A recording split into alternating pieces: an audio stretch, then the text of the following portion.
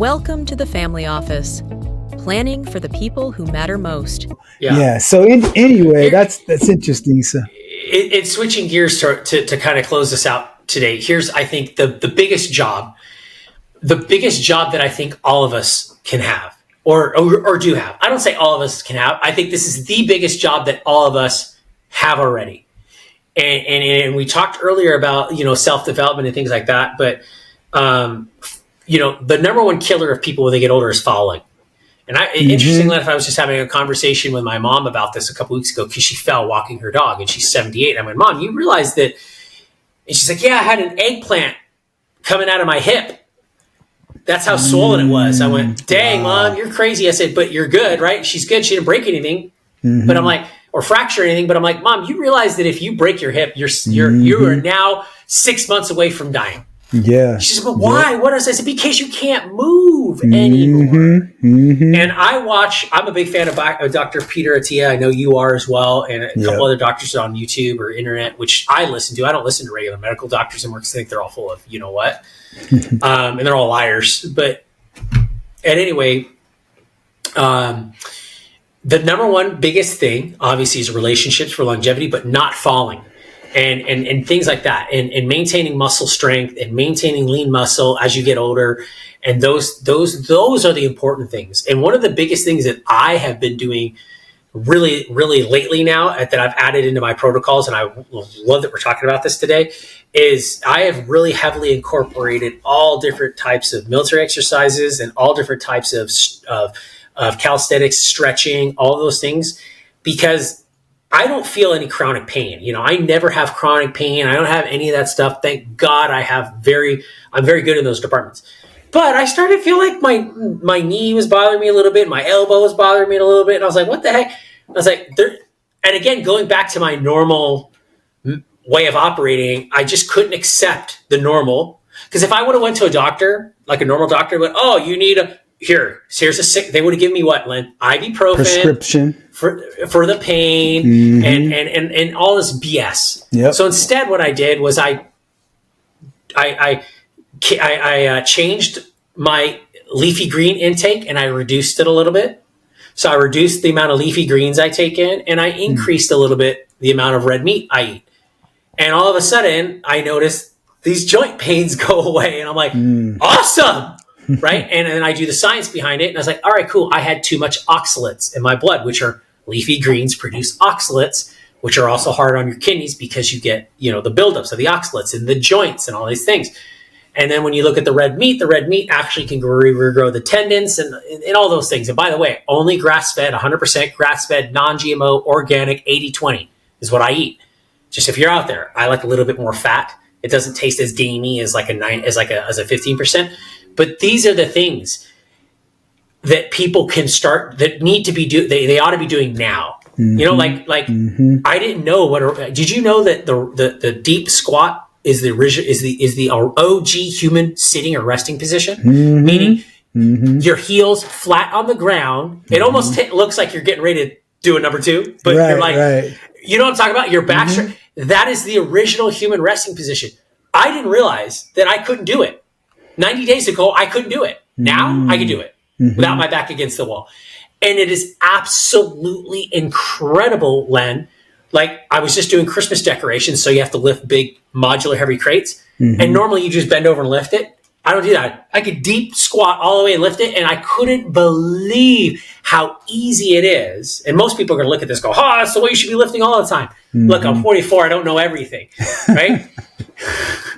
But I couldn't believe the difference in mobility by doing it. So translation into everybody, you should be stretching, you should be doing calisthenics, you should be moving, and you should be learning how to create these protocols and these routines to move your body like you could when you were 5, 10, 12. Like, for example, you should be able to stand up straight and sit down into Indian style and then stand up from an Indian style position. I could do it now. I couldn't do it 9 months ago. Without putting your hands on the floor. Yeah. Without using your hands. Yes. Additionally, you should be able to lay on your back flat and stand up. Like do a sit up and stand up at the same time. You should be able to do it without your hands. So that, I think I want to bring that up, Len, because that's really important. And I know you're in that space. You see it. Look, if you cannot move, if you lose your mobility as you age, that is the number one thing that is going to kill you. It's going to kill you. Mm-hmm. So, Len, your perspective on that, because I know you're big on that. You probably got some data on that, but falls, not being mobile, huge. Mm-hmm. Yeah, I want to speak directly to two different groups of people. It's the same group, but who have two different focuses. If you are an adult with an aging parent and you yourself are aging, I need you to listen to me carefully. I did some research like Chris talked about. According to the CDC, adults aged 65 and older, there are 14 million people who report falling each year. Falling is the number one predictor of shorter lifespan. And because what Chris talked about, when you get those fractures in your hip and now you start to lose mobility and then you start to lose the ability to use your muscles, then what happens is there becomes this negative cascading effect. And so you've got to understand that you're not lifting weights for vanity purposes. You're not looking to get the six pack. Your goal is not to have, bulging muscles or anything like that. It's to build your core and to maintain strength. If you look at studies by orthopedic surgeons and doctors that specialize in the body and physical fitness, you begin to see that there's overwhelming evidence that shows that strength is the higher predictor than even good nutrition. Now, I think you need to do both. So I'll give you a couple of examples. If you are a male, you need to be able to hang from a bar for 2 minutes to sustain your body weight. So freestanding, so you're holding a bar and you're just allowing your body to drop. You should be able to sustain that for 2 minutes. If you're a female, you need to be able to do that for 90 seconds. If you're a male, you should be able to take a kettlebell or a dumbbell and take half of your body strength in your left and your right arm and walk and hold that and be able to transport that. If you're a female, you should be able to do 75% of your body weight. And so those are early predictors to show that you have the necessary strength for your body to continue to live. Because see, what happens is when your muscles start to shrink, the scientific term is atrophy, right? Once your muscles start to shrink, what happens is your bone density starts to decrease. So when your muscles shrink and your bone density gets weaker, then you have less mobility for being able to balance. So you should be able to stand with your eyes closed, and you should be able to hold up one leg without falling for 60 seconds on your right and your left. If you can't do those stabilizing types of activities, that's not to say that you're going to die soon. That's just to show, that's a predictor to show that there may be some things you need to work on and be proactive. And so if you have if you're an adult child with an aging parent and you're starting to see, their lack of mobility, or you're starting to see their spine start to get like a hunch on the back part of it, that means that there's some issues with their bones and their posture. And, because the way the spine is it has flexible material in between, with that cartilage. And so the spine is pliable. Now, if you have, conditions like osteosclerosis and, which is, a brittling of the bones, of course, I'm not speaking to that. I'm talking about a healthy aging person that doesn't have any existing chronic issues, the exercises that I just talked about, they're correctable. And so it's so very important. Ladies, a big misconception is that the moment you start lifting weights, you're going to turn into a bodybuilder the next day. That's not how it works. Muscle is the hardest thing to build. It takes the most time, and it takes the most energy, and it takes the most effort. So most of you will start to feel sore in your bone, in your